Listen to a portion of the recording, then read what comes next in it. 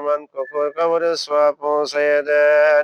আয় আল্লাহ বর্তমান প্রধানমন্ত্রী জনাব তারেক রহমানকে প্রধানমন্ত্রী হিসেবে কবুল করিয়ে নাও।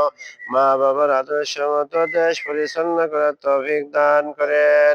কোরআনের বিধান মতো রাষ্ট্র চলার তৌফিক দান করেন।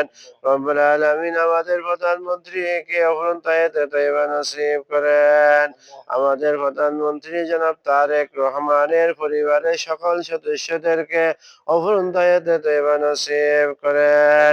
আয় আল্লাহ আমাদের রোজা এবং নামাজ ইফতার তারাবি কবুল করিয়ে নাও।